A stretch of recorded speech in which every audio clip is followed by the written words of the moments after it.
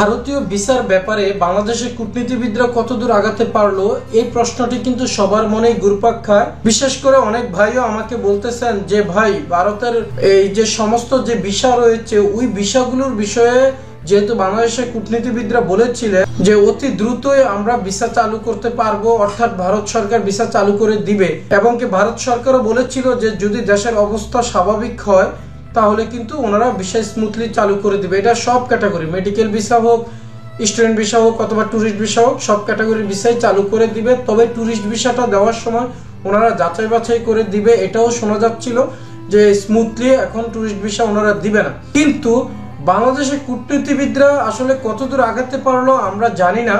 সেই জায়গায় শুধু এতটুকুই বলতে পারবো যে ইদানিং কূটনীতিবিদরা একই কথা বলছেন যা পূর্বে বলছিলেন, যে ডাবল এন্ট্রি ভিসাটা নিয়ে ওনারা বলতেছেন যে যদি কেউ ইন্ডিয়াতে না গিয়ে ভিসা ইন্ডিয়াতে গিয়ে ভিসা না পান, অর্থাৎ ইন্ডিয়াতে যেতে পারতেছেন না, তারা কিন্তু পাকিস্তান অথবা ভিয়েতনামে চলে যাবেন। পাকিস্তান এবং ভিয়েতনামে গিয়ে আপনারা ওই তৃতীয় কোনো দেশের ভিসা সংগ্রহ করবেন। এই বিষয়টা কিন্তু বাংলাদেশের পররাষ্ট্র মন্ত্রণালয় অথবা যারা মুখপাত্র রয়েছে কূটনীতিবিদরা তারাই কিন্তু এই কথাগুলো বলতেছেন। তার মানে বোঝা যাচ্ছে যে বাংলাদেশের কূটনীতিবিদরা এখনো এতটাই সমঝোতা যেতে পারেনি যে সমঝোতার মাধ্যমে ভারত এবং বাংলাদেশের সম্পর্কটা খুব স্বাভাবিক হতে পারবে। উল্টো এখন এমন একটা পরিস্থিতি হয়ে গেছে যে পরিস্থিতির কারণে ভারত এবং বাংলাদেশের যে সম্পর্কটা এটাই মনে হচ্ছে দিন কি দিন ভাটার দিকে যাচ্ছে, অর্থাৎ এটা আরো অবনতির দিকে যাচ্ছে।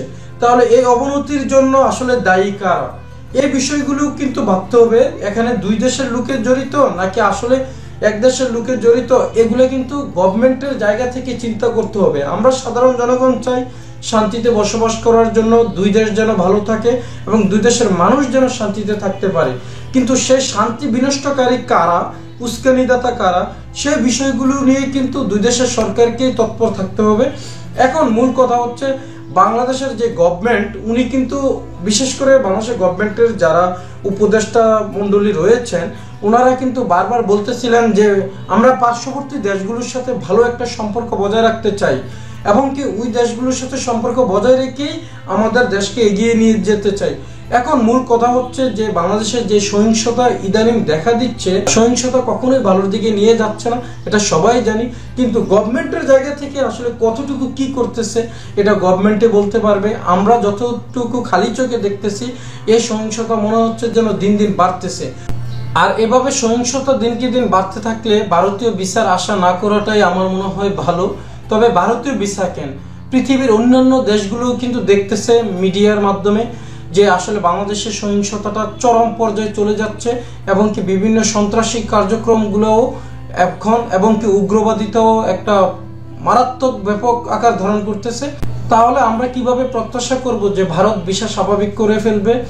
তবে কূটনৈতিকভাবে যদি জোরালো ভূমিকা নেওয়া যায় এবং দেশের পরিস্থিতি যদি স্বাভাবিক থাকে, এটা তো বাংলাদেশের গভর্নমেন্ট করবে, তো সেগুলো করলেই বলা যাবে যে আসলে ভবিষ্যতে সব দেশের সাথে ভালো একটা সম্পর্ক বজায় রেখে তখনই বলা যাবে যে ভিসা কার্যক্রম স্বাভাবিক হবে, এর আগে বলা যাবে না।